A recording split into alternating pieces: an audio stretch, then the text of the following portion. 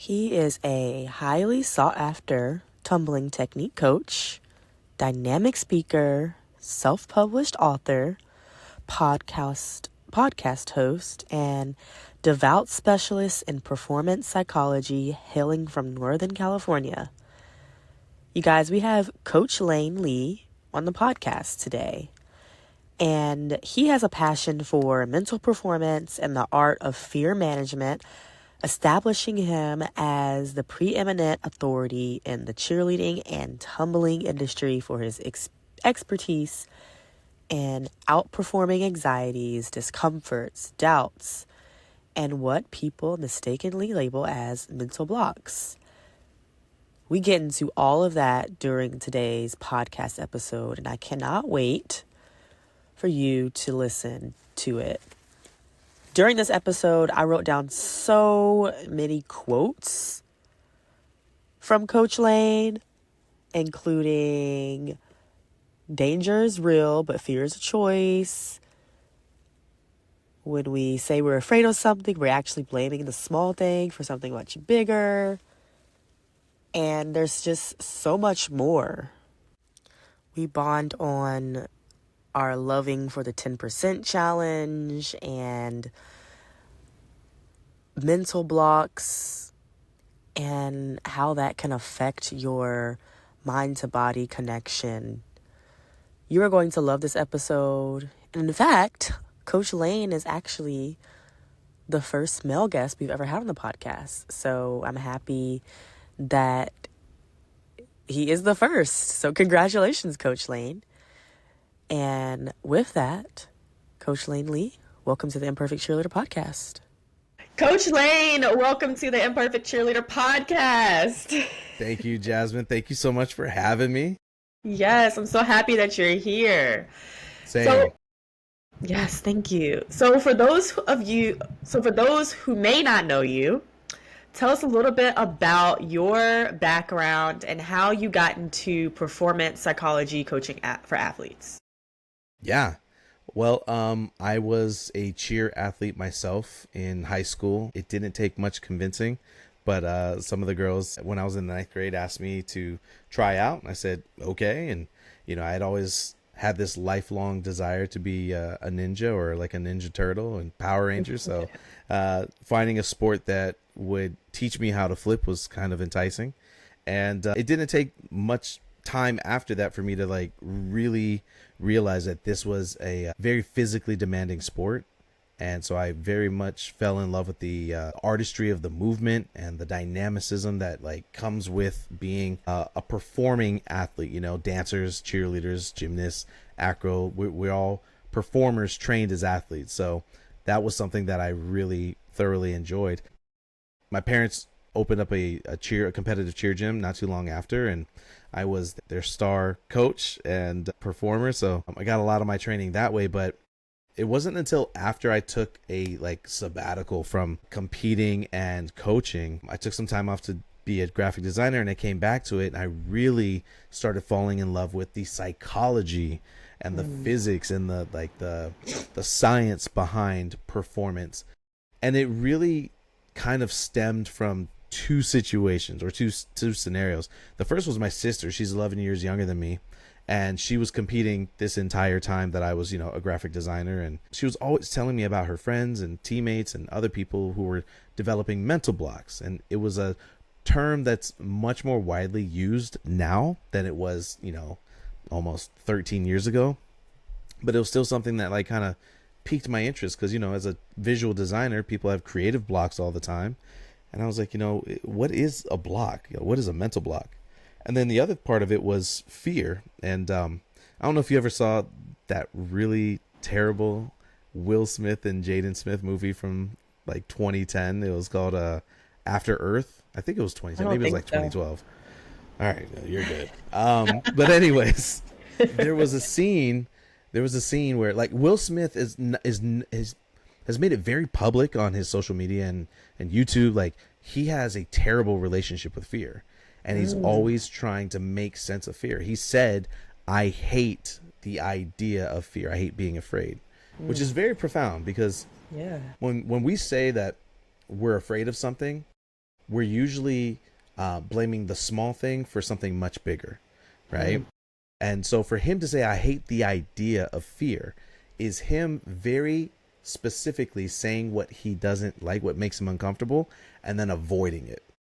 So in the movie, he had a whole monologue to his son's character about fear. And that also intrigued me. And that's where fear psychology kind of erupted for me.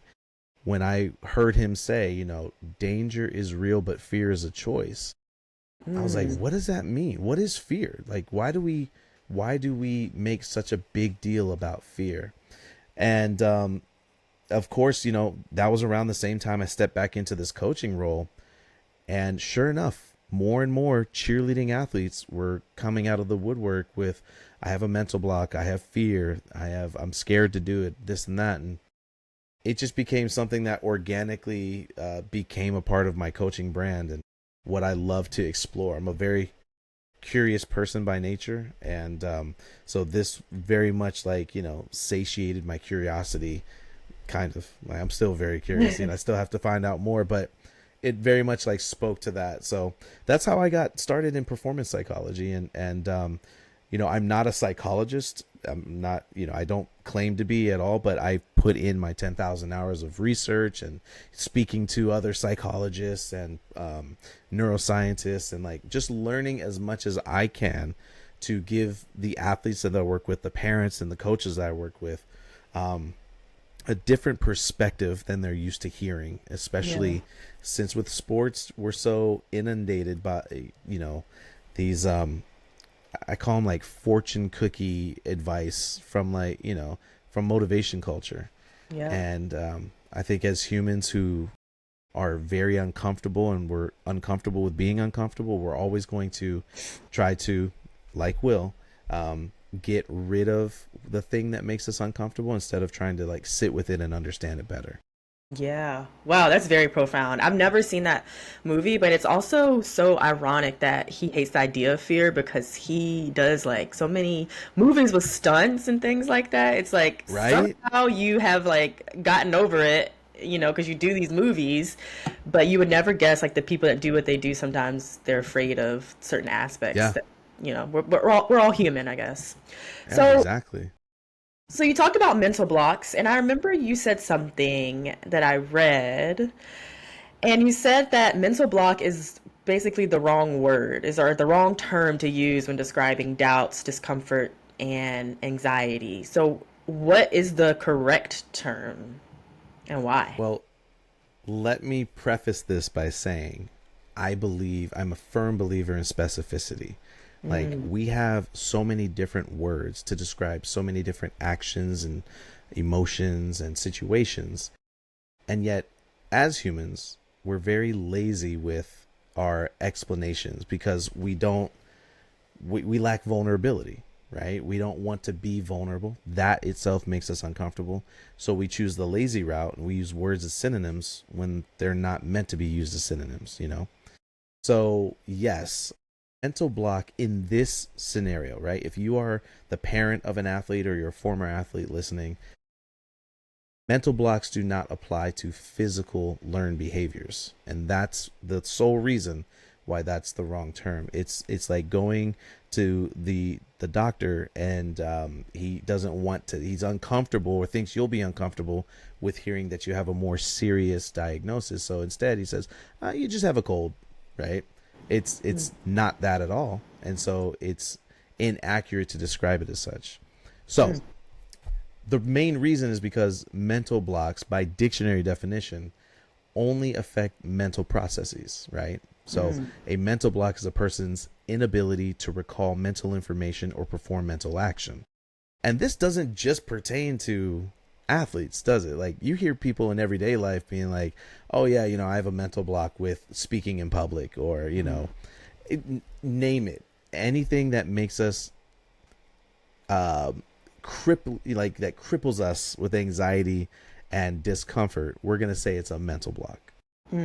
So since the definition of mental block only pertains to mental processes, saying that I can't physically bring myself to do something just because of any sort of anxiety, doubt, or fear that's associated with it is incorrect, because mentally it's impossible for you to forget physical learned behaviors, right? So before I go into that part, let's talk about, and I want to get your reaction on this.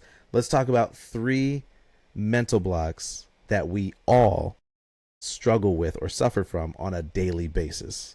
Things that you don't even realize are technically mental blocks. And this is why I say mental blocks are real. They're just not what you're struggling with as an athlete. So, all right. So Jasmine, this is for you. Have you ever gotten up from one room in your, home and gone to another and forgotten what? Like what I was supposed to get in that other room.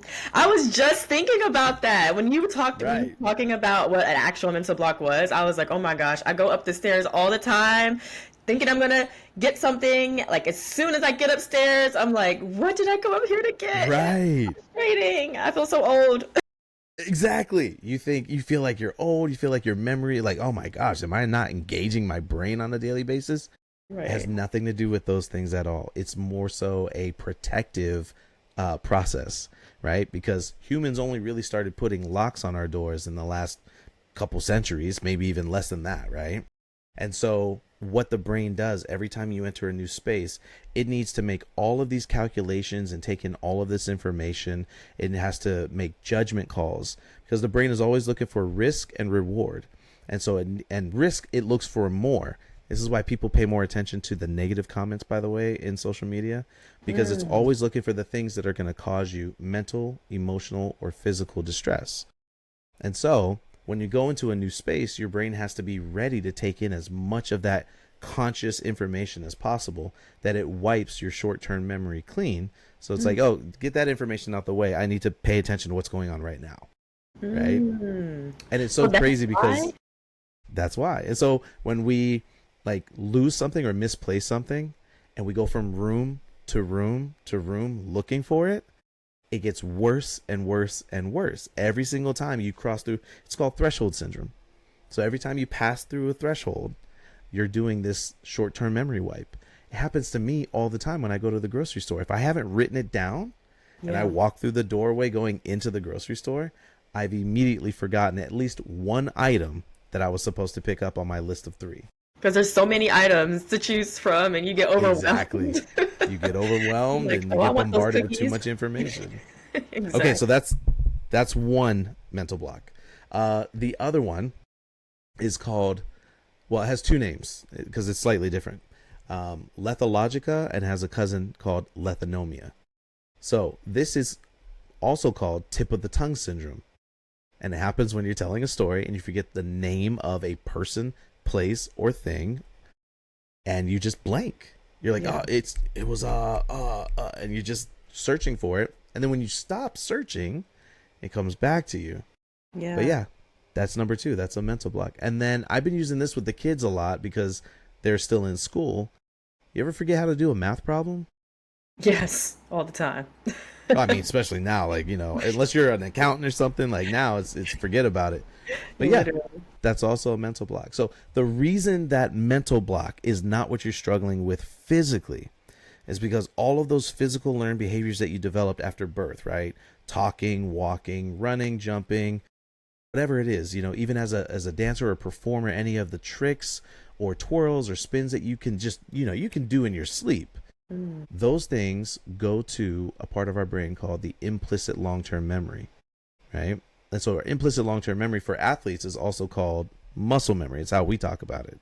Yeah. But your muscle memory cannot be forgotten for life. Once it's in there for good. And so you can recall this information subconsciously. It requires no conscious recall whatsoever. There's no way for you to physically forget your skill, because mentally it will always be there with you. And that's why we attributed your issue more to performance anxiety, to doubt, to a lack of confidence, to a fear of re-injury, any sort of irrational fear. There's so many other things that humans experience and that happen throughout our lives that contribute to these anxieties than just, oh, well, my body and brain, they don't they're not communicating right now. Because spoiler alert, your body and brain are always communicating. That's what the job is, and they're always talking.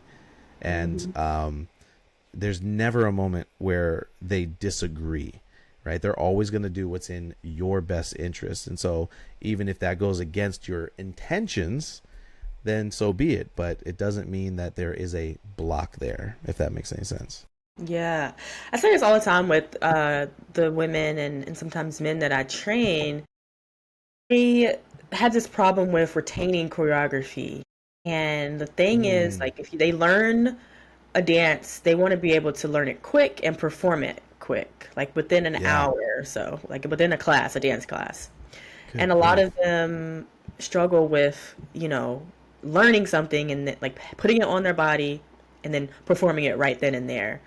And I feel like a lot of that has to do with, your mind taking over, and like your body knows the movements, but your mind is a little bit like too strong and blocking and telling yourself, oh my gosh, I'm going to mess up. And then you end up messing up. Or like you just get like this anxiety of performing in front of people and you're like, oh my gosh, I just learned the dance. But like you said, that mental For strength. me, everything boils down to discomfort. Yeah, Everything. so true. Racism, political views, disagreements, fear. Everything boils down to how comfortable are you being uncomfortable. And I think with a lot of, especially with performers, just because you're in front of people performing does not necessarily mean you're comfortable. And it doesn't mean that you're okay with those uncomfortable moments. There's some athletes who struggle with, or performers who struggle with, if I mess up, I don't like that sound that the audience makes when they think I got hurt. That collective gasp. I don't like looking over at my coach or instructor or my family and seeing them look disappointed or worried for me. I don't like that feeling of thinking what it's going to feel like when I get off stage and people talk about that moment. Yeah. So I definitely think that discomfort plays into it a lot. There are a lot of cheer athletes that I work with who freeze, or they drop the ball entirely when their music comes on. You can have them run through with counts. You can have them run through it just on their own. The moment the music comes on, it's like this pressure, like, oh my God, if I mess up, if I miss one count, I'm going to be off. Everybody's going to notice. Yep. But it really has nothing to do with actually messing up. It has everything to do with your discomfort of the idea of messing up, right? So I think with what you were speaking to, and my sister is like this. Like, she remembers, she's 30? Yeah, she's 30 now. She still remembers choreo from when she was like 5. And I'm not talking like a part. You put on the song, she'll do the entire routine. And I know you know people like that too. I don't understand people like that. I wish I was don't like either. that. I wish. But there has to be some, like people who have really good memories, or they compete in like memory games. They always talk about building a mansion in their mind, and they make all of, or some sort of a map, some sort of a terrain where they can make associations. Like maybe they're walking down the street mentally. They're walking down the street in downtown, like a small downtown. And everything that they try to remember is a different store or some sort of mnemonic device, and they're putting things and compartmentalizing things. There has to be something to that. Like when people are learning counts and choreo, you're engaging them on with multiple mental processes as well as physical things, right? So there's the synapses that have to happen for your coordination to make sure your brain and body are understanding the conversation that you want them to have. But then there's also like keeping count. There's also making sure that you're making certain movements hit on those counts. There's so much going on, and there has to be something where in your training you've learned to compartmentalize, right? And I'm guessing that's what my sister did, and people that that are like that, they've learned to compartmentalize the information to where it's not just because this is what humans do. It's not just monkey see, monkey do. It's not just I'm repeating what I've seen and trying to put it to account. It's I'm making it personal somehow, and then I'm able to remember at strategic points where I need to be. But yeah, it's tough. It's challenging. I mean, especially when you don't take the time to realize how much of what we do physically depends on how we process it mentally, Yeah. and emotionally. Yeah.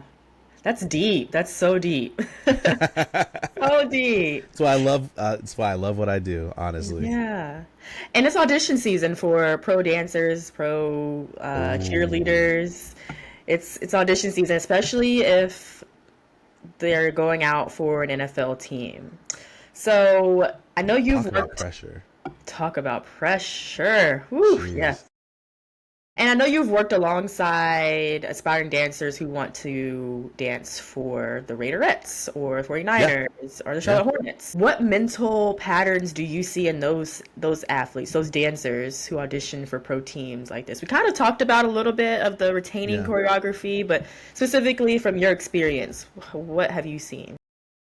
I've seen how interesting it is that, again, we are performers trained as athletes, right? Like cheerleading, dance, gymnastics, acro sports. These are things that we do to perform, and we entertain people with our performance. And yet we train hard like athletes do, like with our movements, with our diets, with our discipline. You're still So it's really interesting because the sports and the activities that we participate in, unlike others, not to say that it's not there, it's just not in the same way. We're being judged from the moment we show interest, right? You walk into a dance studio, you walk into a cheer studio or gym, you walk into a gymnastics, oh God, especially gymnastics facility, they are judging you from that point. And I think we know that. We can feel it, we can sense it. And with these aspiring dancers to make these NFL teams, or talking to them about their tryout process, that is only heightened because now you have a lifetime of experience, and you have all these other situations where you're like, that you can draw upon, that maybe even have trauma attached to it that hasn't been resolved.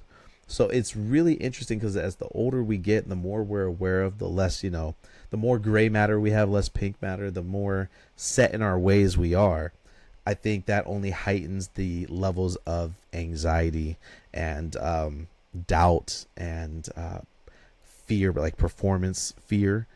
And so it's really interesting. But I think the same advice stands that I give to any performer of any age. It's when it comes to you being judged, double down on what you do extremely well instead of focusing on forcing the things that you don't feel as confident performing.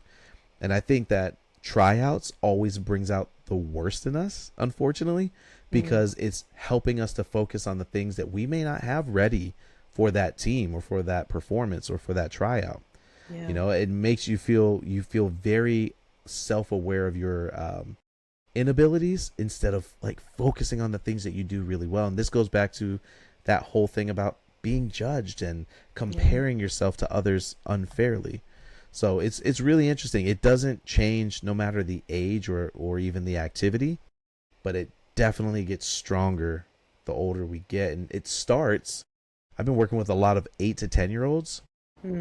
That's exactly when we go through that cognitive leap and that development of being aware of just how much people are judging us. So that for a lot of us in our 20s and 30s, the traumas that we are aware of then actually happen from childhood. And so there could be a lot of dancers out there who are deathly afraid of failing and during a tryout, or they don't want people to not be able to see them at their best.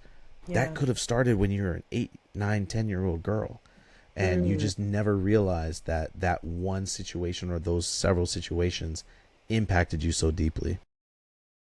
Yeah, wow. Like I think it makes sense for a lot of those going through auditions to take a look at their 8-year-old self and maybe even like to go as far as like write a letter to her or like have a conversation with her Ooh, or come him in through. some way because that's profound. Like you think as a child you're growing up and you're like so imaginative and you're just thinking of like all these endless possibilities and then like as you get older you just kind of think of like the limits that you have in Yes. life and you might say something crazy like I want to be an astronaut and then like that goes away once you get older because you're like well there's the risk in being an astronaut, you have to go to school, there's all these other things and it's like what happened, like I think we all just what I'm trying to say Yeah. is we have to go back to our childhood self and like just Yeah. understand what we liked at that age and how we were thinking. That's And huge. I think that'd be huge. I think the whole idea of writing a letter to yourself and just having that conversation can be very therapeutic. Hmm. I actually just had an athlete that I worked with while I was in Alabama. She was from up north. And it was really interesting. There was a moment. So she got injured in high school doing a tumbling pass because a teammate accidentally kicked her doing a jump while she was tumbling, and she fell in front of the whole school. And Yeah. it was really traumatic for her, right? And it's important to point out trauma is not what happens to you, it's how we respond to what happens to us, Mm. right? Mm. So you can get hurt multiple times, but the trauma is how you responded to getting hurt. And it doesn't have to be conscious responses, it could be subconscious. Many times it is subconscious, and that's why we don't realize that it's even there. So we're doing her private lesson. She was doing a travel package with me, so that's 5 hours over 2 days.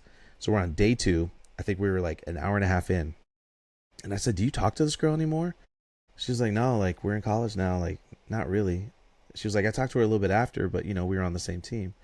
And I said, "Did you ever tell her what that moment meant to you?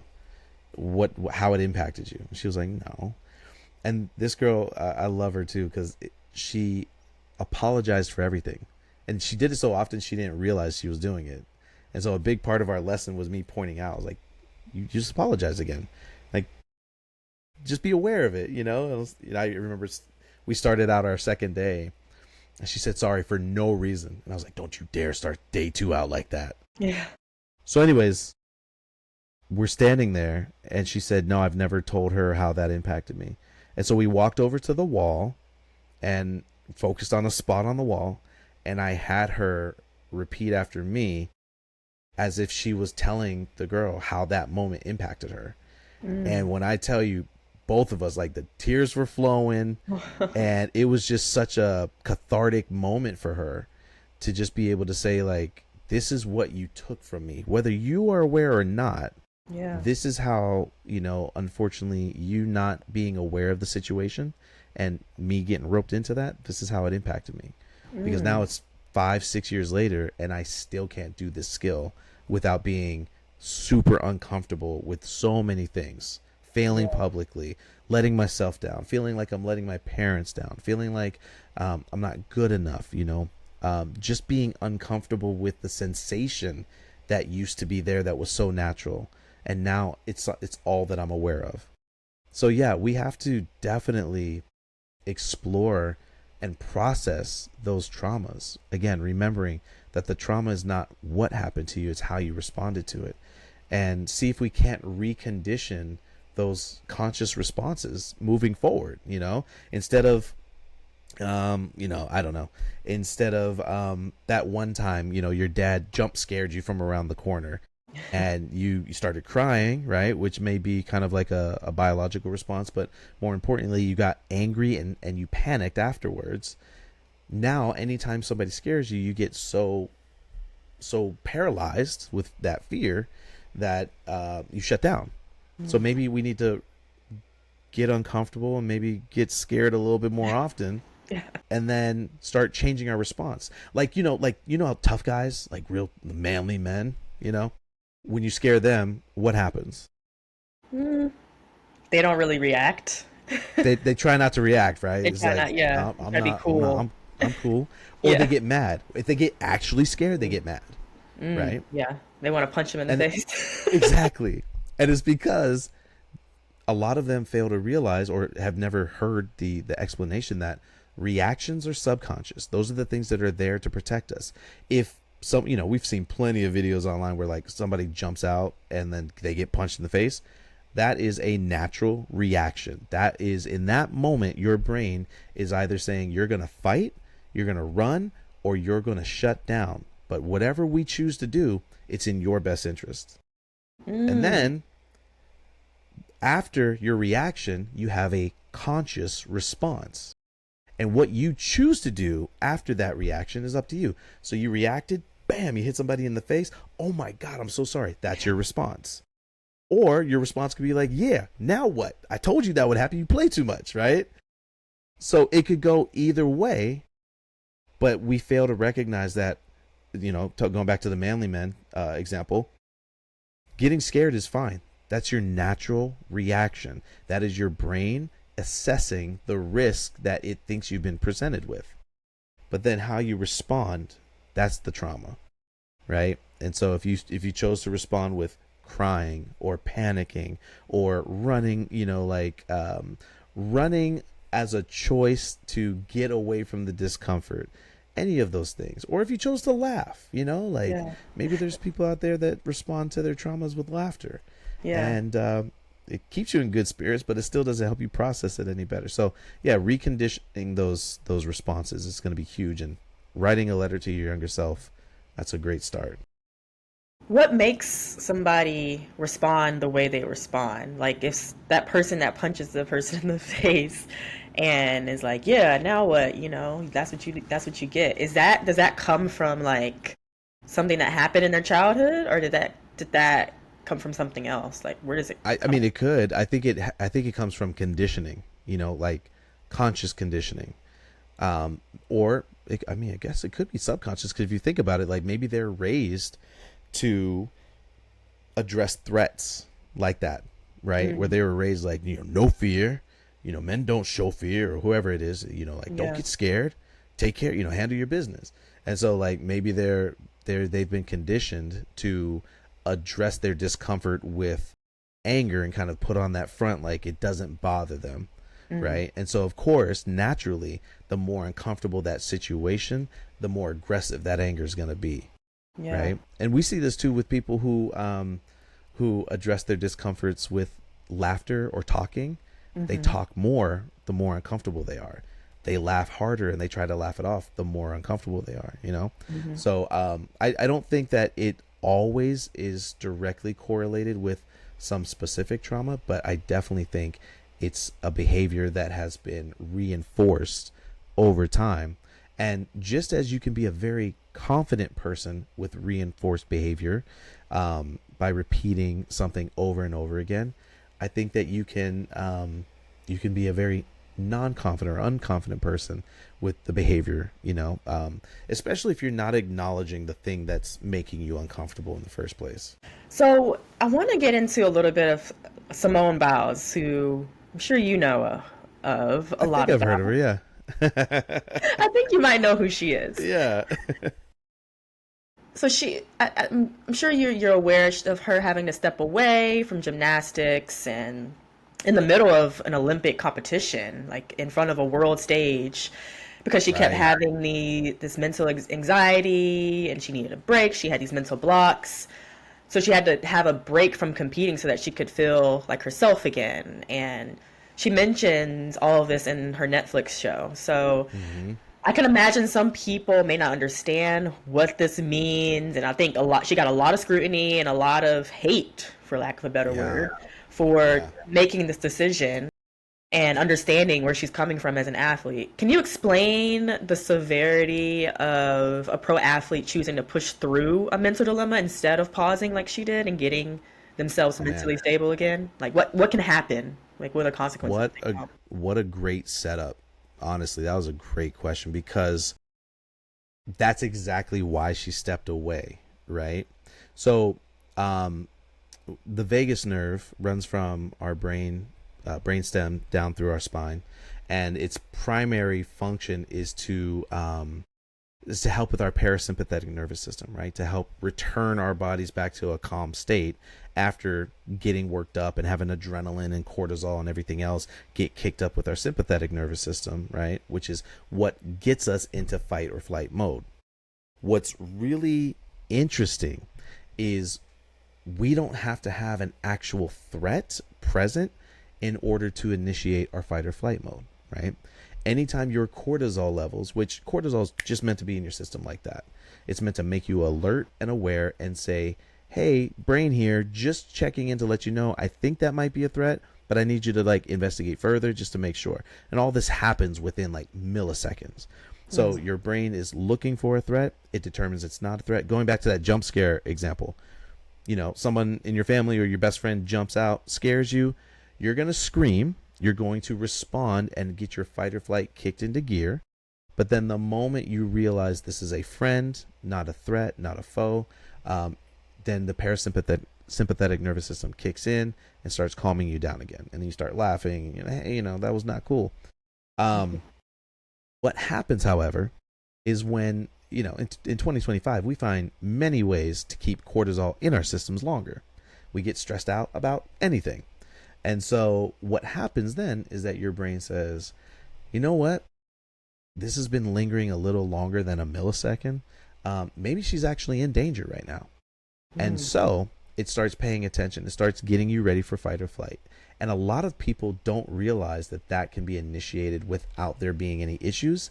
And that feeling, right? Because, I mean, think about what happens when you're preparing for the active response, or what we call fight or flight.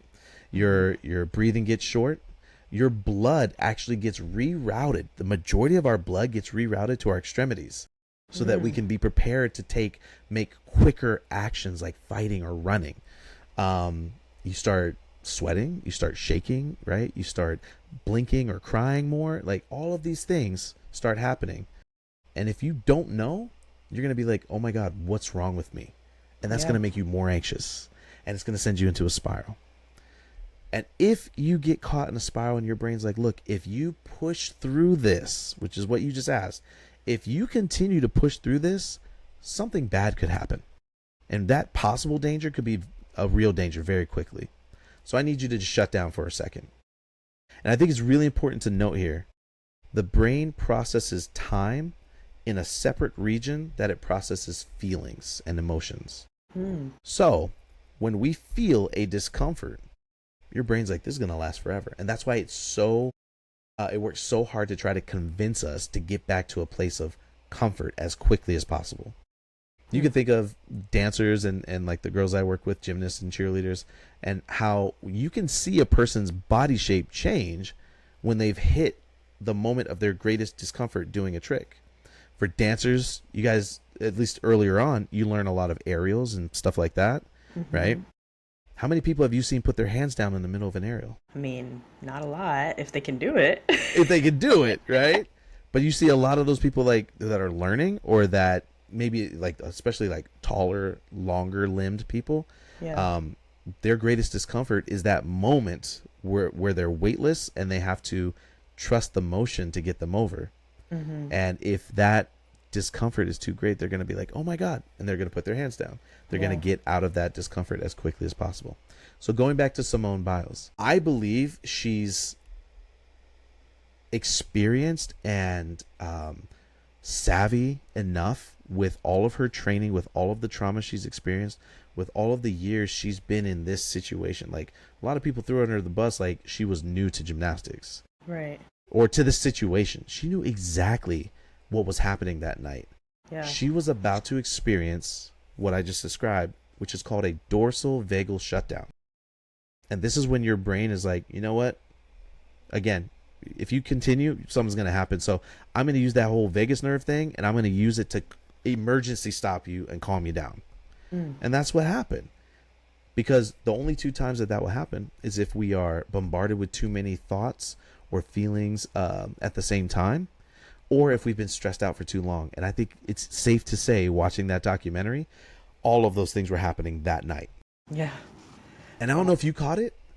She actually, one of her trainers that they were interviewing said that she came up to her and told her it was something in the lights, something about the lights triggered a past trauma, and maybe started getting her ramped up, and her anxiety got a little too up there.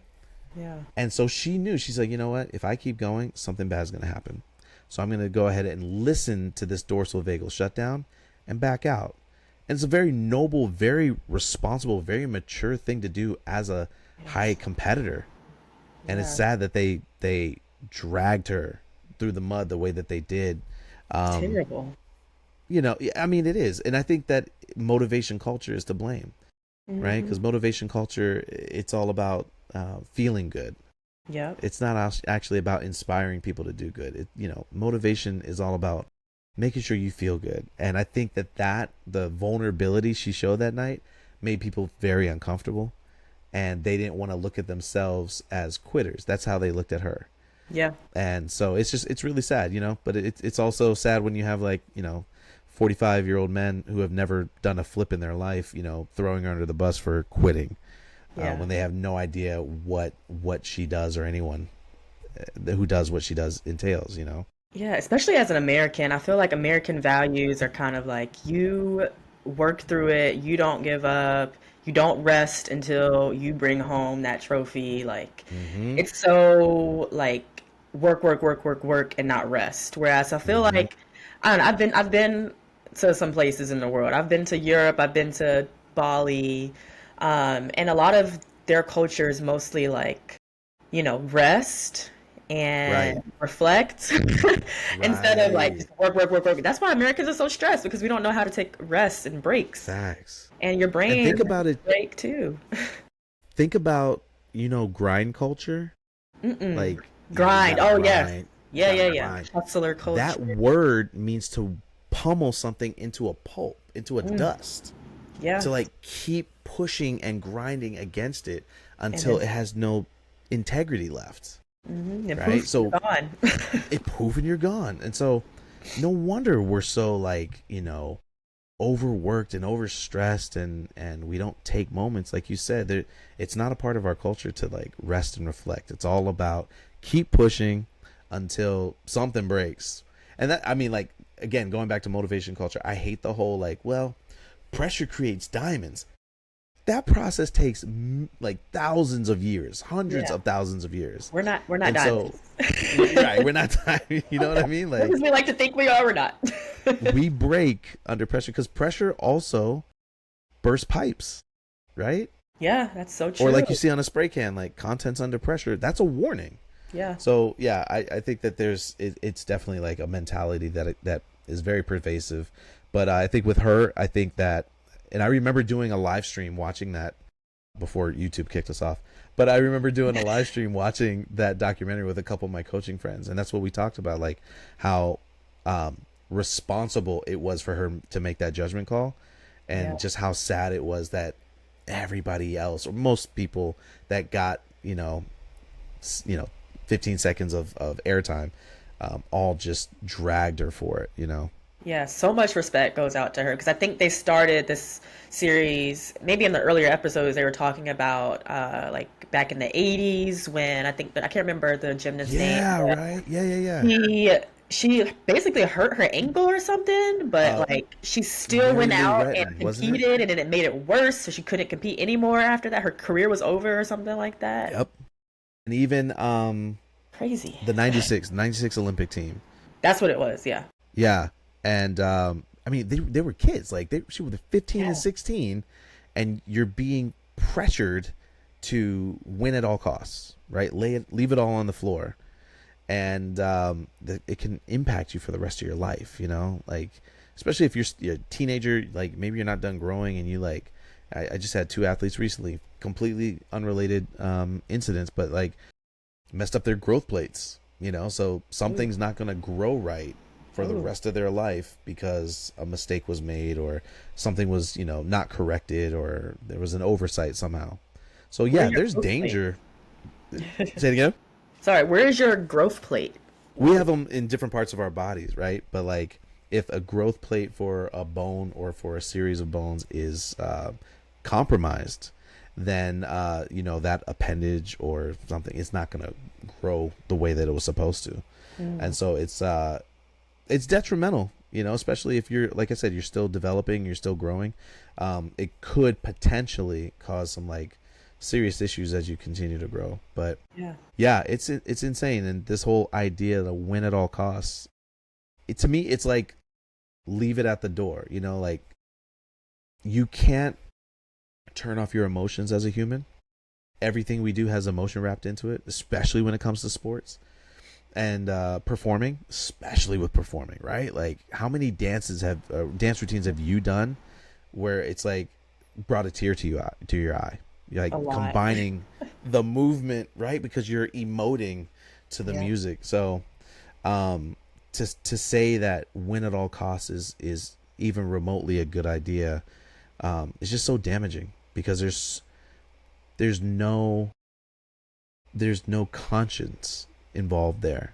It's just like, turn it off and get it done, Yeah. You talked about motivation culture and maybe what's wrong with it.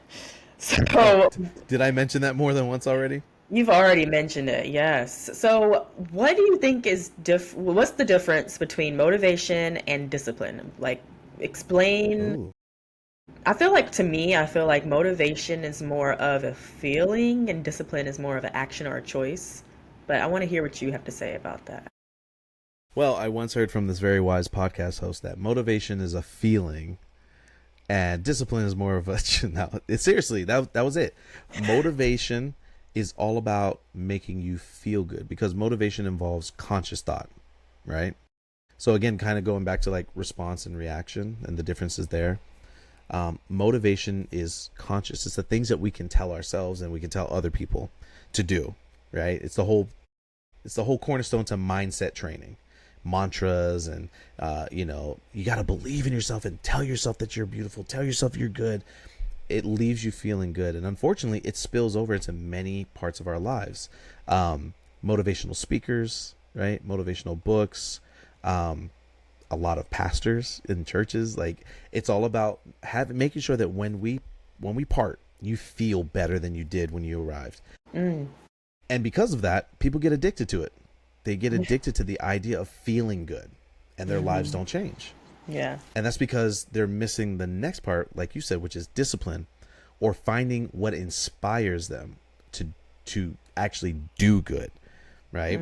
So and inspiration would be more of the subconscious part of things, because while motivation is extrinsically, right, felt, inspiration is intrinsic. It's the conversation you're having with yourself, or the thing that you feel has impacted you so detrimentally that you're like, you know what, I'm going to get up and try it.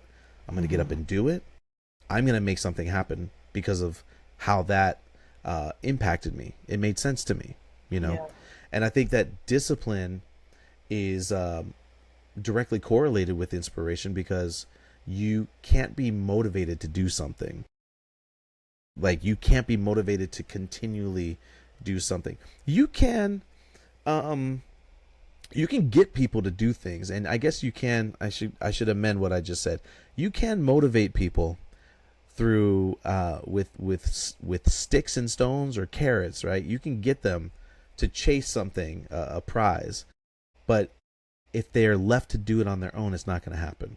And that's why I think discipline correlates more with inspiration, because it has to first be, what did my buddy say? He was a track coach.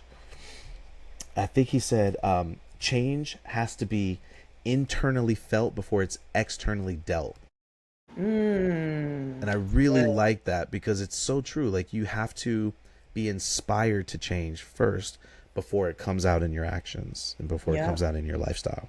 So discipline definitely is a reflection of your inspiration, the things that inspire you, whereas motivation is fleeting. It's like I tell my athletes I work with all the time, if you have a rep or you did a run through that felt good, leave it alone. Feelings are made for moments. So you remember moments in your life. But if you want to reproduce the situation that led to those good feelings, focus on the technique, focus on your discipline, because that's going to help you to reproduce similar moments, not that exact moment, but similar moments to it. Yeah. It reminds me of like you can't be helped if you don't want to be helped yourself. Like if you don't want Exactly. yeah, if you don't want to start with the help, it has to be something from internal to be able to want to change. Exactly. Exactly. So if somebody's telling you, you know, you're cracking a whip, they're telling you, get up, do this, do that. You're going to do it because you're being motivated by your desire to not die or get injured. Or Yeah. if somebody's telling you, you know, hey, you know, I'll give you $1,000 if you, you know, go over there and do this, that, and the third. You're being motivated by, you know, another external thing like monetary, you know, gain. Yeah. But what happens when the money's not dangling in front or when the whip's not cracking?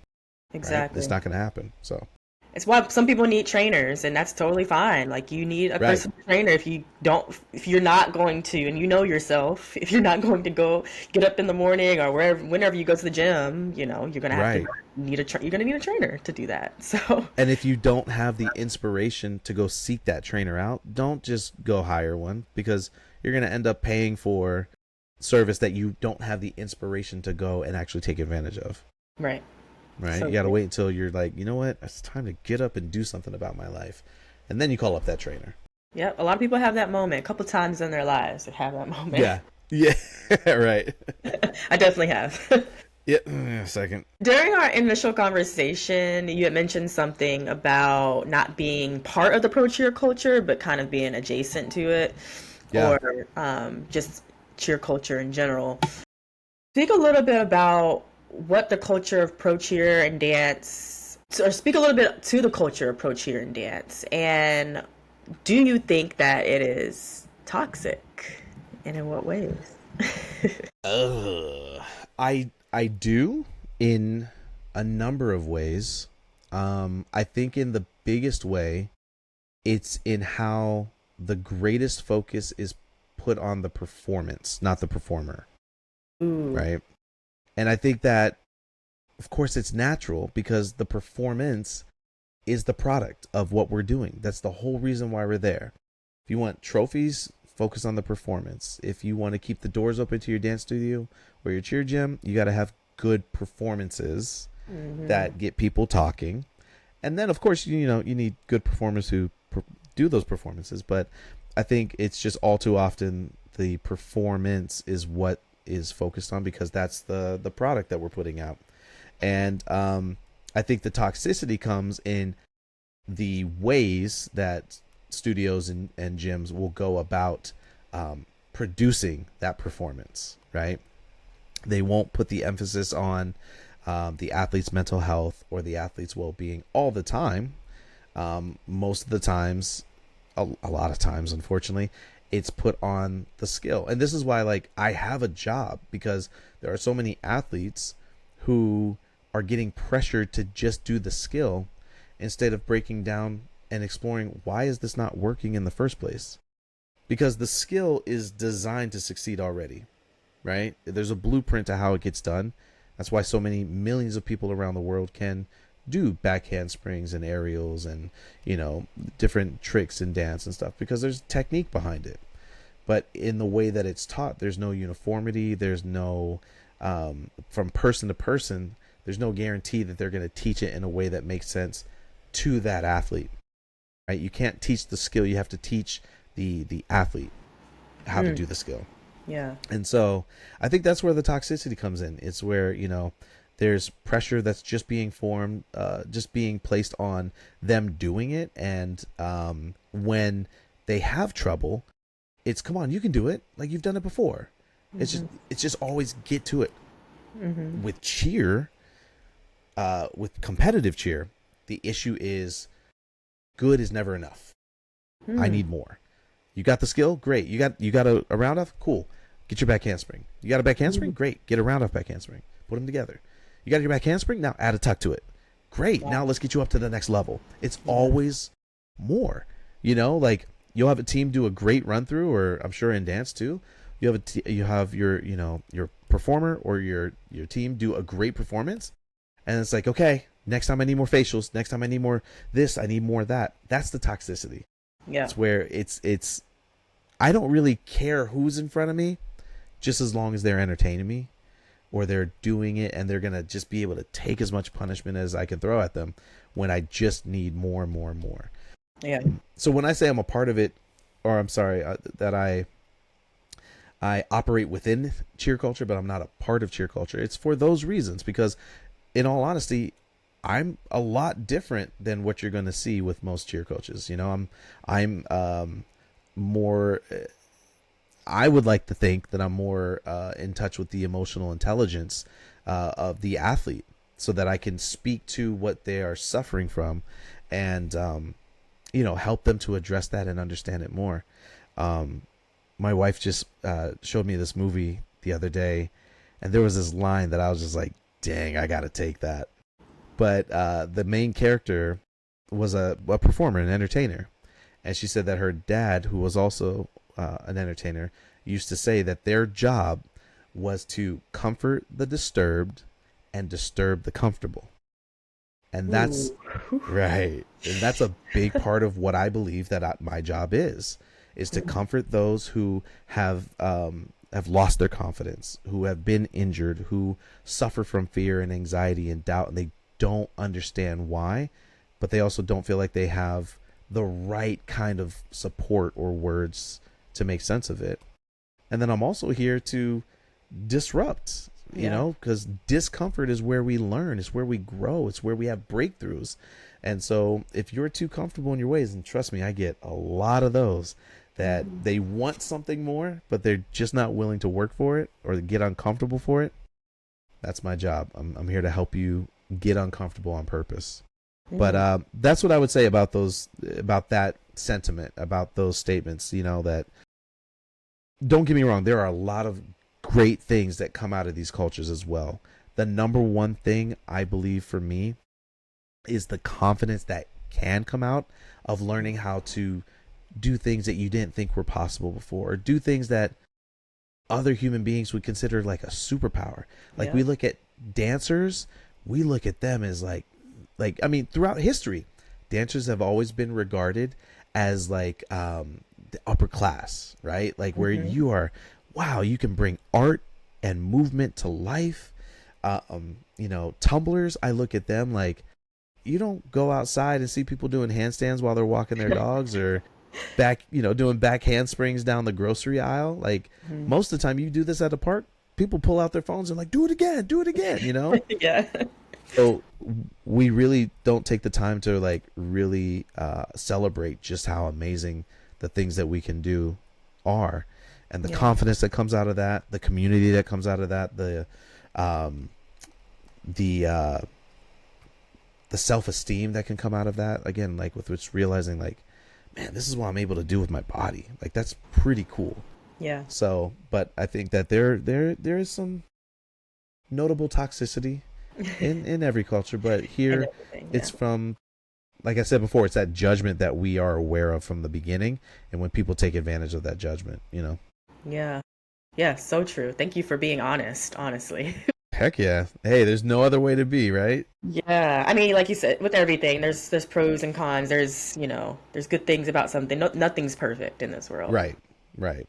But when it comes to teams that you have been around or trained, what do you think is something that you notice that makes a good team? Communication. Not just communication, but effective, vulnerable communication. Right? Yeah.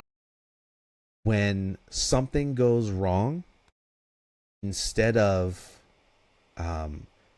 berating yourself, like, sorry guys, that was totally me, I dropped the ball, like, I don't know, my head's just not in it, or instead of pointing the finger at other people, taking the time to discuss it and be like, okay, so here's what was supposed to happen, we missed that mark, what happened?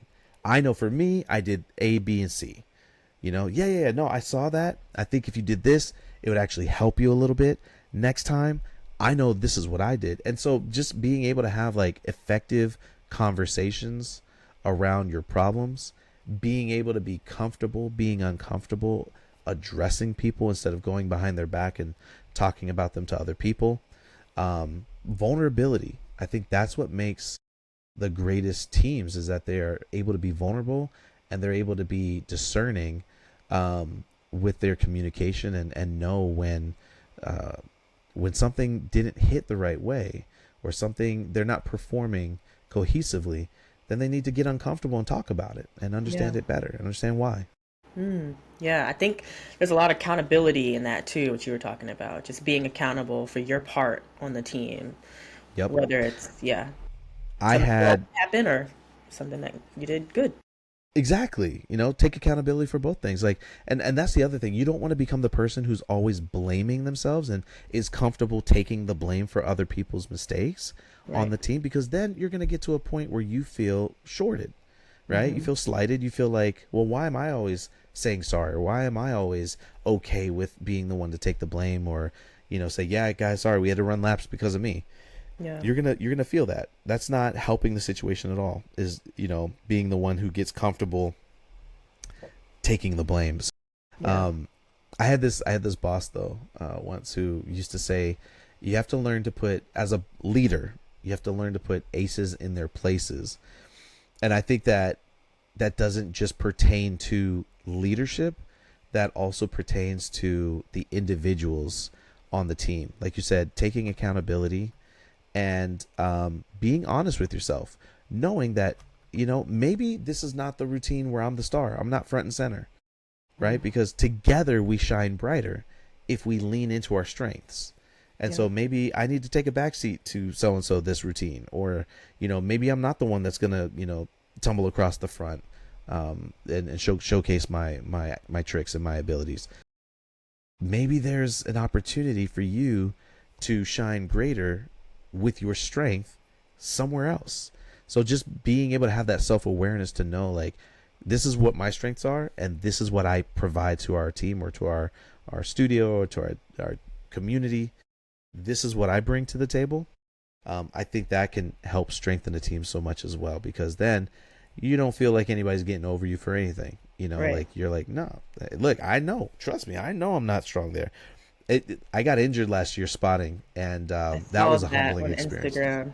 Yeah. That took a lot. That, talk about discomfort. That was very uncomfortable for me to share. I've been sitting on that video for the past year and some change. Actually, Yeah. no, that was the anniversary, so it's exactly a year. Okay. And that's been a humbling time too. Like, I just came from a clinic with 3 other amazing coaches that I can call friend. We've never worked together in person, the 4 of us at that time. And being able to say, you know what? Go over to Coach so-and-so and work with him for a second. He has a really good tip about this. It makes me, and it makes us stronger coaches, Right. because we're now acknowledging the other person's strengths and knowing, well, he's great at this, but I'm really good at this. And so when you need help with this, come on back over. That's real So yeah, I teamwork. think that, yeah, exactly. I Yeah. think that that's when you really shine as a team. So good.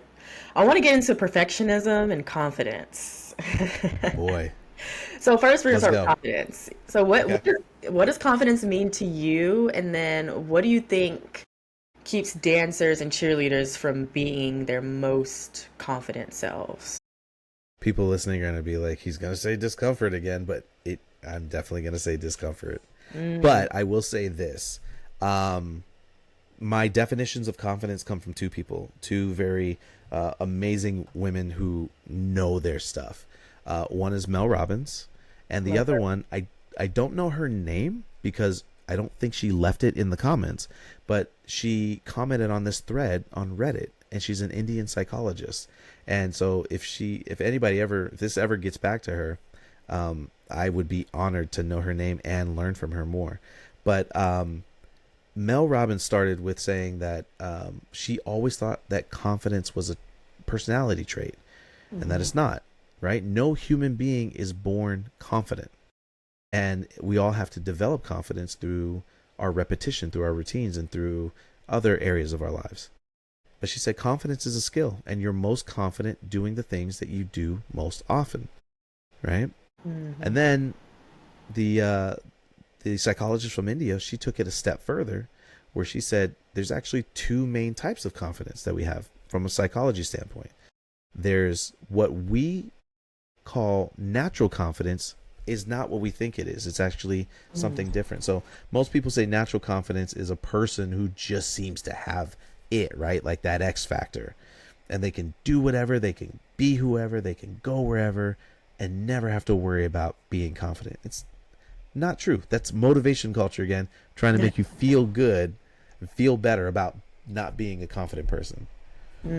Natural confidence is actually the confidence we develop from our natural surroundings. So everywhere that a piece of jasmine exists, whether it's with your family, your close friends, your dance studio, right, your pro cheer team, wherever it is, they are investing in your natural confidence through the relationships that you have, through serotonin, through feeling bonded to other people, right? Serotonin also contributes to our self-confidence and our self-esteem.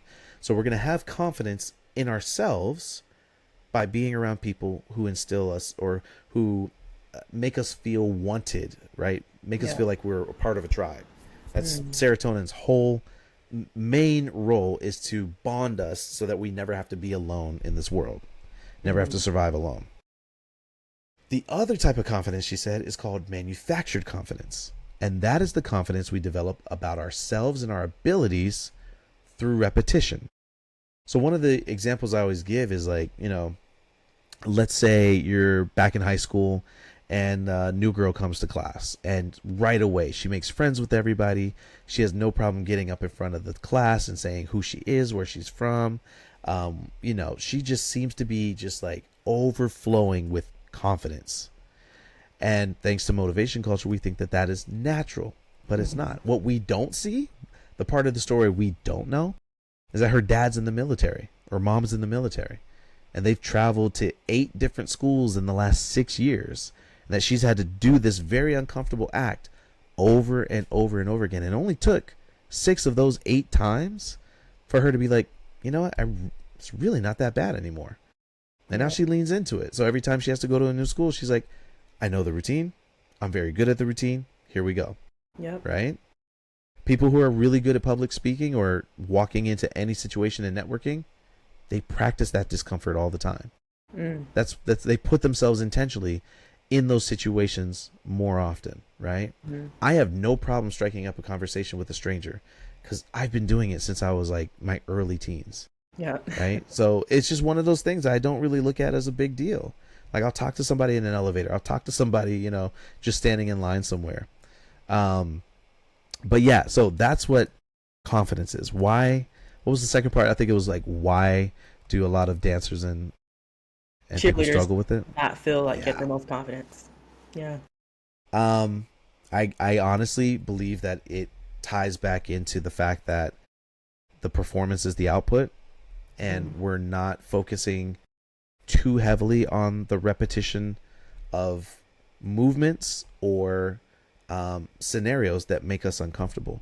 You can be, now going back to the serotonin thing and what I was talking about with manufactured and natural confidence, you can be an extremely confident person naturally from your surroundings and be horribly non-confident with your physical skills or with your performance, right? If you only practice in front of people that you know and trust, doing a performance on stage in front of strangers is probably going to be terribly uncomfortable for you. And you're not going to feel confident in that situation. Yeah. Go for it. I was going to say, it reminds me of, I'm a Beyonce fan, stan, whatever. I love her.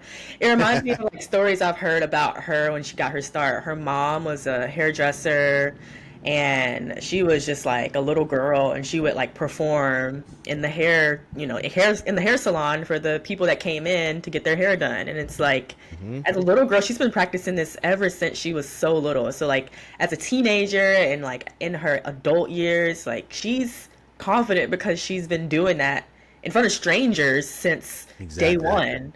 And it's like, that's why she's so great, because she's put in way over 10,000 hours doing that, and she's repeatedly done it for her entire life, which is why she's one of the greatest. The things that make us the most uncomfortable, we most often have, or we should most likely do most often. The things that make us most uncomfortable, we should do most often because of that very reason right there. If you want to be a more confident person with your performance, with your physical skills, with the things that you can do for people, in front of people, do it more often. Tim Ferriss and I think his name is Noah Kagan. I've heard of them. Yeah. Yeah, like Noah's the startup guy, and Tim is like the 4-hour work week guy, the best-selling author. Yeah. And they do this thing called the 10% challenge or the coffee challenge, and this is great if you're listening and you know this one. Yeah, I've actually told my listeners about it, but go ahead. Yeah, go ahead. Yes. I was gonna say, yeah, if you've never heard of it, like you ask for 10% off. It's super simple. Every time you go to get a coffee or a snack or a Jamba Juice or whatever, whatever they're selling nowadays, ask for 10% off. It's a great way to condition your discomfort in a very safe, low risk or no risk way, right? You don't have to worry. The only thing you have to worry about is somebody saying no. Yeah. And once you're confronted with that sting of rejection, it really makes you think, like, is that all that I was worried about?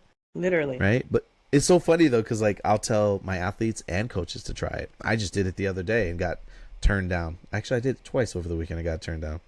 But even one of the other coaches that was sitting with me when I did it, he was like, bro, I know you do that all the time and you're not like, you're super confident doing it.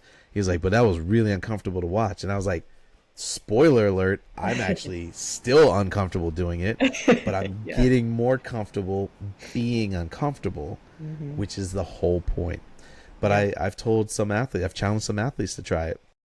And it's amazing the excuses we come up with just to avoid discomfort. One girl was like, well, they charge what they charge on purpose. Like, who am I to ask for money off? And it's like, who are you to ask for free money for a favor? Like, what? Exactly. No. Yeah. Do you know how much they pay to like make that cup of coffee, and then how much they charge you? Literally. So, yeah, I think that if you can exercise your discomforts more often, especially if you're a non-confident performer, right? That's a big part of what we do is being confident, or at least selling people on confidence, right? Yeah. Our job is to make it look like we know what we're doing. Exactly. And doing well. So if you struggle with that, try some of these, very low risk ways, whether it's asking 100 people. I saw this on YouTube, asking 100 people out to have a coffee with you, which of course you don't do. You just, you ask. Yeah. Whether it's doing the 10% challenge, whether it's something else, I made a girl, that same girl I told the story about earlier when we were talking to the wall. I made her go around the gym and introduce herself to 3 people, and all she could say was, "Hi, my name is so-and-so," and that was it. She had to stop talking after that, and she had to let them fill that negative space or that awkward space with whatever they wanted to say. If they just ended up sitting there staring at each other, that's what they did for 10 seconds. I love that. So whatever it is, yeah, do it more often. And I think that as long as you're inoculating, this is the word Tim uses, inoculating yourself to that sting of rejection, that awkwardness that you feel, I think you're going to be surprised by the results after. Yeah, I think a lot of it also comes down to like whether you're a risk taker or not. And then there's some people who are risk averse and then some people who just, love to take risks. The last time I did the 10% challenge, it was around not Christmas. Yeah, it was around Christmas time.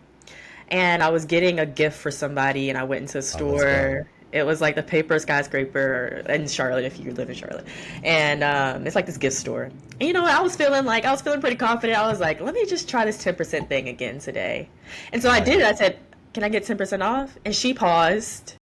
She was like, you know what? Hell yeah. And I was like, what? It actually worked. I mean, it's worked for me before. Yeah, right. Times before, and sometimes it hasn't worked for me. But that time, it felt really good because she was like, yeah, hell yeah. Why not? And I was like, if I hadn't asked, then I would have been paying full price, Exactly. And I think it kind of made her day, too, because she wasn't expecting it. I've heard that from a lot of people that told me that they tried it. It's a great conversation starter. Yeah. Because people aren't expecting you to do stuff like that. And so they want to know, like, why? So I did it back in December around Christmas time as well. But I was back in Alabama, and I went to dinner with my buddy who's a coach, and one of his coaches. And so I had no idea, I love this guy to death, but I had no idea he was so introverted. He comes across social media as like just being a goof and outgoing, and and he is where he's comfortable, but where he's uncomfortable, you'll know right away. And so we went out to dinner, and towards the end of dinner, he already knew. I think he already had like inclination that I was going to do it, because I just challenged the staff to do it. And so we're sitting there, and I asked the server, I was like, "Yeah, can I get can we get 10% off?" And he stood there for a second. He goes, "Why?" And I was like, I started stuttering. I was like, nice person discount." And he goes, "This is weird. Are you military?" I was like, "No." And I think like just being so neutral about it is what like puts people off. Yeah. Because it's like, I'm not trying to get over on you. I'm just asking you a question. Yeah. And so he said, "Okay, yeah, this is weird, man. Let me see what I can do."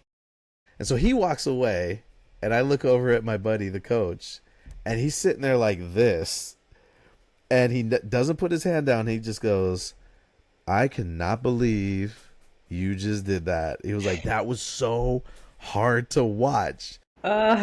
So this next time that we went out, by the way, we ended up all three of us got 25% off that night. Thank you. I love that. I would have loved it, by the way, to watch that. I would have loved to watch same. it. So the next time we went out, he goes to reach for the check. We reached for the check at the same time, and he had his kids with him. So I was like, "There's no way I'm letting you pay." But he was like, "Nah, man, come on. Like, you're traveling." I was like, "Okay, look, if you do the 10% challenge this time, I will be okay with it." And he said, "I knew you were going to say something crazy like that." But he stepped up to the plate, and he swung hard. Straight face, not a stutter in anything. Not a single word was a stutter. He looked her dead in the eye and was like, "Hey, can we have 10% off tonight?" So she went and got her manager, and he came over. They both said it was weird. He came over, and he was like, "Yeah, was there anything wrong with your meal?" We were like, "No." And he was like, "Are you guys military?" "No." And then he got angry. He was like, "Well, I'm not going to just give you 10% off." We were like, "Okay, thanks for considering." Yeah. And that was it. Yeah. The answer's no, it's no. The answer was no, it was no. And it's so funny how there has to be a reason behind that motivation. That's how uncomfortable people get. So all of that, hopefully our experiences inspire people to hope so. Try it, because I think that you'll be so much happier with yourself after trying it, Yeah, for sure. Just a couple more things before we wrap up. I know that we want to talk about perfectionism, and oh yeah, the coach hero world, there's this misconception that everything needs to be perfect. Perfect hair, perfect makeup, perfect outfit, perfect look, perfect body, perfect smile. You need to be pretty and bubbly and outgoing and speak well. Do you think that, I had to let out a sigh. Do you think that perfection is the problem, or you think there's some type of different, like, underlying issue? It might tie back to what you were saying earlier about just, I can't remember, but there's something you said earlier about this a little bit. But what do you think the actual problem is? I think your anxiety and your perfection are the product of your discomfort. I hate to sound like I'm just, but it's all discomfort. And I think that the more we realize just how much in our lives we avoid discomfort is why diets fail. It's why relationships fail. It's why you stay in a bad relationship. It's why you are stuck at a dead-end job, right? And I hope I'm getting the people in the back with this. Discomfort is why you won't take that single step, that moment to get out of your comfort zone and try something different or embrace something different. And I think that perfectionism and anxiety is the result of trying to, like, anxiety is all about control. You want to try to control everything, and the thought of something being out of your control makes you uncomfortable. Perfectionism is the product of that anxiety and that lack of being okay with not being okay. Yeah. Right. So everything needs to be perfect for me to be able to move forward. Do you think perfectionism is a trauma response? I think it most definitely can be a trauma response. And actually, that's probably how I would classify it. Yeah. Right? Because, like, you've had something traumatic happen. And so your solution is to control every aspect of it from now on. Yeah. So, yeah, most definitely. Yeah, because when you said earlier, you said trauma is not what happens to you, it's how you respond to it. And that is probably my biggest takeaway. Yeah. Yeah. And that's not me. That's Dr. Bessel van der Kolk, who wrote The Body Keeps the Score. Right. Yes, name So dropping. he's made that very popular, and made sure that people understand the distinction, because again, humans are lazy with our language.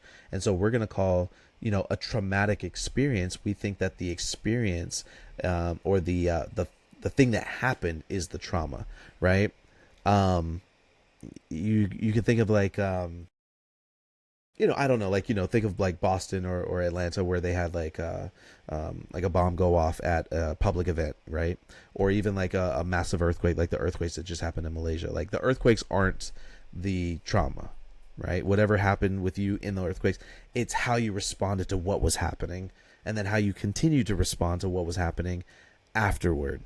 For me, getting injured wasn't the trauma, it was how I responded. And I actually did pretty well with getting injured until I got home and started thinking about all the things that are related to me getting injured. Like, I couldn't pick up my my coaching bag for like a month.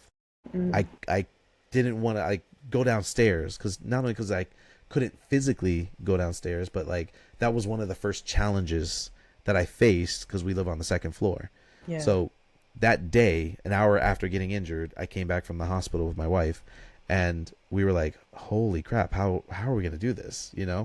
So yeah, I definitely think perfectionism can be the result of trauma and how you responded to it. And yeah, that's actually really profound. I like that a lot. But how do you work on how to respond to it? Like, respond to what has happened to you? Like, It's where would less somebody about start? responding to specific situations, and it ties right back to what we've been talking about this whole time: getting comfortable in uncomfortable situations. The more comfortable you are not be like the more okay you are with not being okay, the less detrimental or detrimentally things are going to impact you, right? If you're not okay with if you can't even go to a movie or to dinner alone by yourself, then you're going to have a much harder time dealing with a lonely situation. Right. So that's just an example. So getting okay with not being okay in those situations is going to help you down the road much more than you ever realized. But that's definitely where it stems from, is just not being okay, not being comfortable with being uncomfortable. Yeah, I think there's some layers there between like feelings and thoughts, and like thoughts being different sometimes, and feelings and what's true. I've heard a lot of things about that and just listening to other podcasts, but and like doctors and people that focus on mind and limiting beliefs. Or So yeah, you can even bring into, again, going back to conscious and subconscious processes. yeah, Emotions are subconscious, right? They are the raw data of how a situation can make you react. And then feelings are the conscious rationalization of what those emotions are trying to communicate, right? So you can will yourself or think to feel a certain way. It makes me think of, like, just the body brain connection, how smiling can actually help to release endorphins, even if you're not feeling good, right? Yeah. But it can start to influence the way that you feel about a situation. I know for me, like, if I have like a headache, or if I had a really bad morning, going to teach always gets me in a great mood, always helps my headache go away. So it's what we choose to focus on, or the way that we like really make those distinctions between, the conscious and the subconscious, that's going to help us moving forward. So yeah, just remembering emotions are subconscious and that feelings are conscious. I think that distinction also helps you. I'm also really interested, and I want to talk to somebody or just research it more. What is the difference between belief of the heart and belief of the mind? Ooh. Because they exist in a duality, and do they work together? Is one stronger than the other? That's the one thing. It's like been my white whale that I haven't really been able to rationalize in the last like decade. Is like, what is the difference between the two, and how do we communicate that difference? Yeah, I haven't studied this, but I feel like the mind, when I first think about it, I feel like the mind is a little bit more logical. Like you have a logical type of response, and the heart is more like that gut like feeling that you get, and Right. intuition, which women have. Women talk about intuition all the time. I'm not sure. I'm Yeah. sure men have it, but they might. I mean, my boyfriend has told me he doesn't believe in intuition, which is crazy. But 'cause I certainly believe in intuition, so I don't know. Yeah. It's Same. like intuition is a little bit more deep, but like the belief of the mind is just more logical. And I think too, like, if it can be true that women's brains, especially after they've had children, are still 70% active during sleep. If that can be true, then I definitely think that intuition can exist in women much stronger than it does in men. You know what I Yeah. mean? Like men, we only use like 30% of our brain while we're sleeping, which is why like a lot of dads will sleep through like a really, like terrible night with their children. So yeah, I think if that can be true, then yeah, intuition is definitely up there as one of those things that maybe for now we just don't understand how it differs, but it definitely differs between men and women. Yeah. You said your favorite quote is, "We suffer greater in imagination than in reality," and it's from Seneca the Younger, who is a Yeah. Stoic philosopher. I looked it up and I was fascinated by, what I found. Why is this your favorite quote? And can you explain what it means for listeners? I think it speaks so plainly in such a novel way to who we are as humans. I always say that the same four words come out of everybody's mouth when they've allowed themselves to do something they initially thought was terrifying. That wasn't that bad. And it goes right back to this quote right here, that we will always, and I think it comes from a very it comes from the survival brain, right? Where if the brain cannot convince you, and I shouldn't say brain, because brain is the physical organ. If your mind cannot convince you to not move forward with an action that it finds potentially dangerous, it's going to start lying to you. It's going to start catastrophizing and making all of these things that could go wrong. And so that's why I love this quote, right? Because it so accurately speaks to the human condition that we'll self-sabotage so many times to avoid something that after it was said and done, we're like, oh, that wasn't that bad.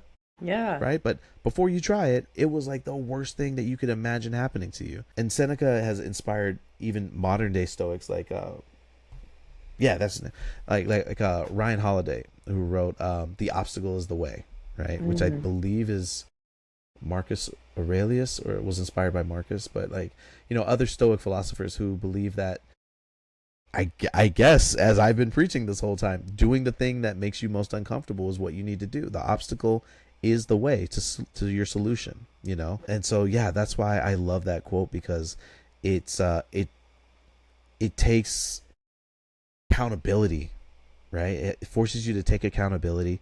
It forces you to get uncomfortable, and it forces you to really examine. One of the things that I'm working with athletes and coaches and parents with all the time is understanding the why of your fear. And if you don't understand it, follow the trail of whys until you do, so you can get to the root cause instead of just entertaining the symptoms of your fear, Yep. So true. So That's why I good. love it. Well, I want to get into some rapid fire questions. So Oh, boy. these, I promise you, they're pretty fun. You just, I say something, and you just react to whatever it is that I say, and whatever right. comes to mind is what you just blurt out. Spew, and you can edit this, right? Oh, for sure, yes, if needed. All right, cool. Let's go. Okay. What's one thing you do every morning, and then what's one thing you do every night? Kiss my daughter and then kiss my wife. I love that. Both in the morning and at night? My daughter in the morning, my wife at night. Oh, yay. I love that. What would you say is your superpower? Listening or presence. Ooh, we need some more of that these days. I saw something the other day on TEDx, and it was somebody, I think it was Bozoma St. John. She used to be CMO of Netflix and stuff, a lot of tech companies. But she said, we call it the present because it's a gift. And I just thought that was Yes, so fascinating. exactly. What's something every coach should keep in mind when training athletes? Uh, you need to learn how to command a presence instead of demanding, or command attention instead of demanding attention. Ooh, good one. Respect. What's the biggest difference between training children and training adult athletes? Children don't have all that experience and they have miles of runway ahead of them and potential. Adults have so much baggage that they carry with them. And so it's hard to retrain their language and recondition their responses. Really good. What's the first step in tumbling that one must take mentally and physically if they want to learn how to tumble?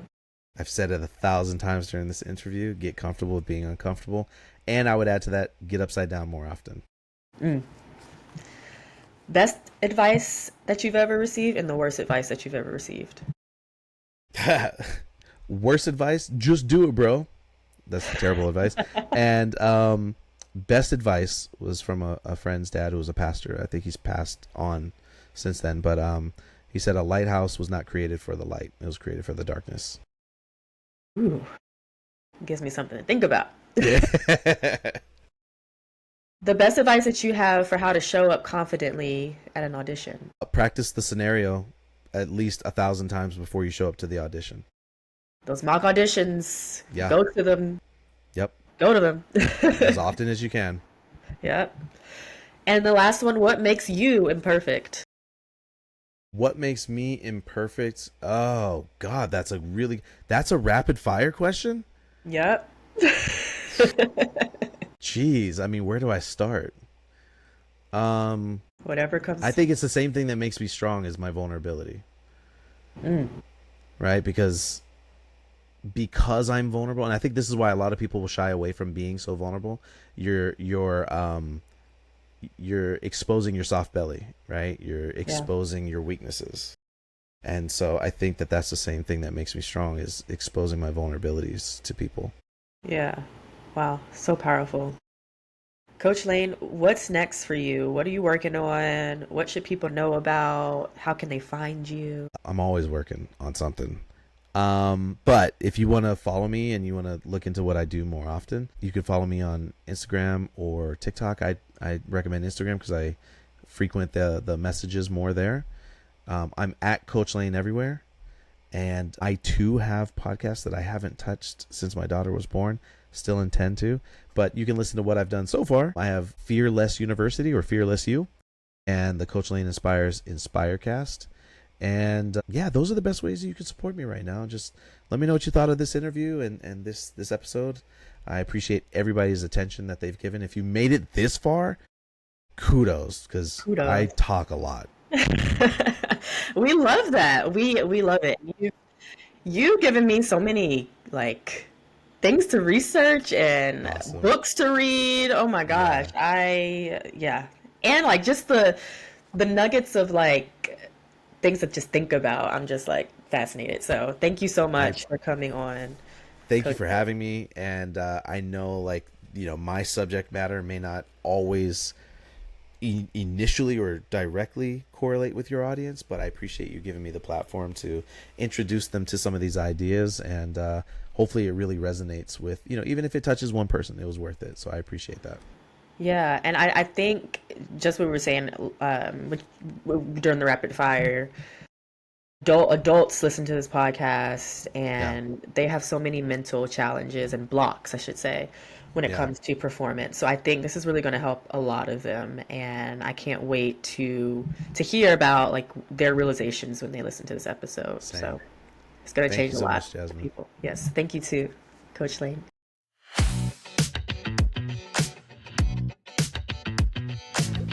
Thank you so much for tuning in to the Imperfect Cheerleader podcast. Taking the time to listen while you're busy with all of life's responsibilities means the world to me. If you enjoyed this episode, here are a few ways you can support ICP.